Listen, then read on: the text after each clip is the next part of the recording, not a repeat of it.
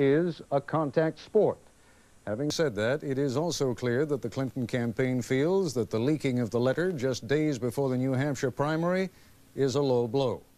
A quick summary now from Nightline correspondent Jeff Greenfield. George Bush and the Republican Party will do anything it takes to win. That's what they did in 1988, and they'll do it again in 1992. Bill Clinton was talking about the leak of a letter he had written more than 22 years ago, filled with a young man's anguish and anger about the war in Vietnam and the draft.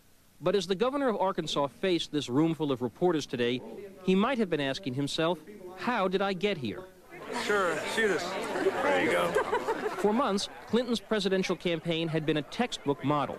He had been on a roll since last November, when a speech in Chicago had wowed the state party chairs and the political press with its broadly appealing message of public compassion and personal responsibility. Most people are worried about keeping body and soul together, and they're asking, since I played by the rules, I paid the taxes, I did the work, I sent my kids to war, why am I getting the shaft? It is those questions that we have to answer if we want to win the election of 1992. He'd won the money primary, far outstripping his rivals in raising campaign funds. He'd won the media primary, with magazine covers touting his progress. And earlier this year, the polls were showing the 45-year-old Clinton sprinting to a big lead in New Hampshire, where a big primary win would likely mean an all but inevitable presidential nomination.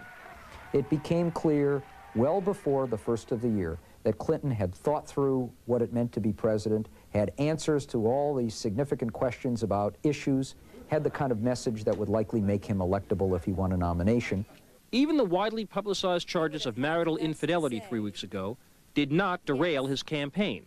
But when the Wall Street Journal last week charged that Clinton had received a Vietnam draft deferment for an ROTC program he never joined, the ground seemed to shift. Members of the same political class that 2 months ago were saying, this guy's the winner, are now questioning his electability.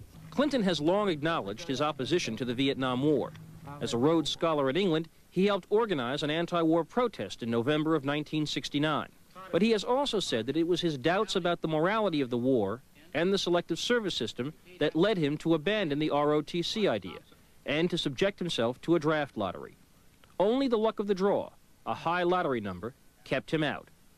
One of his friends from his Oxford days strongly backs Clinton's story.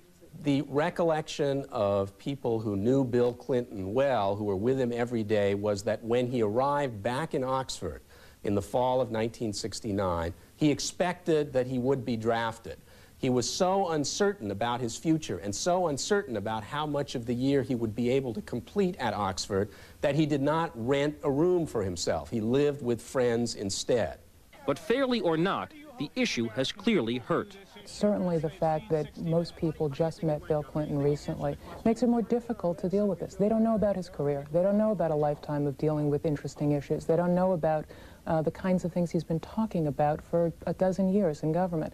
Now, Clinton is taking to the airwaves, urging New Hampshire voters to send a message about the process. Now there are those who want to divide and distract us from what's really important. But I trust the people of New Hampshire to reject that kind of negative politics. Even before the first primary votes have been cast, Bill Clinton has already been through 2 acts of any presidential campaign, the gee whiz stage and the wait a minute stage. The outcome of the 3rd act will almost certainly determine his political fate. I'm Jeff Greenfield for Nightline. And joining us now live from Manchester, New Hampshire is Governor Bill Clinton. Good evening, Governor.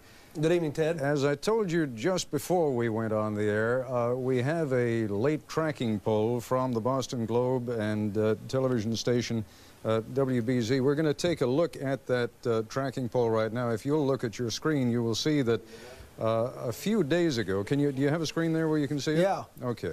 A few days ago, on the 8th of February, you were still showing 28%, and Senator Tsongas was showing 25%. As of today, Tsongas is up to 30%, you're down to 19%. Do you attribute that, do you attribute the impact to the Wall Street Journal story, which first raised the draft issue? Well, I think that, and then the comments over the weekend when I was not in New Hampshire.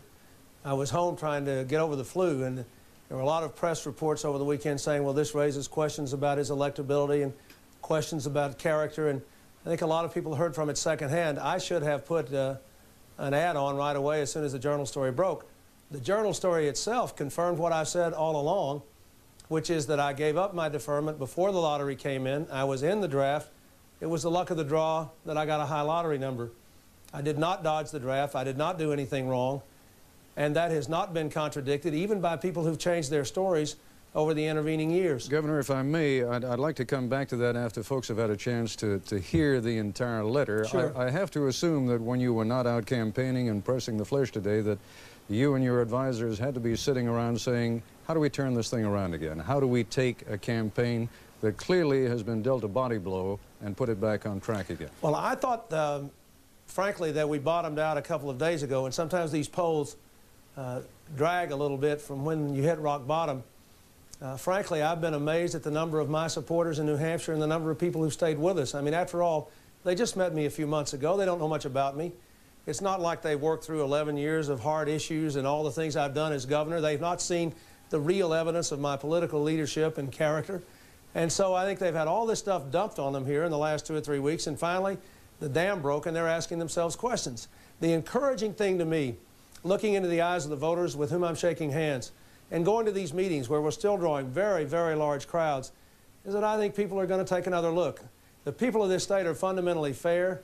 They're hurting. They desperately want this election to be about their tomorrows, their future, their problems, not about my yesterdays. They just want to know that I'm all right, that I can do this job, that I can make them a good president. And I hope I can tell them that that's the way it is in the next few days. I feel good about what happened today. I feel good about yesterday. And I'm going to fight like crazy from here on in. All right, Governor, we're going to take a break. When we come back, we'll hear the entire letter that Bill Clinton wrote more than 22 years ago. And when they knew it. Why are all these women getting sick? Primetime, Thursday.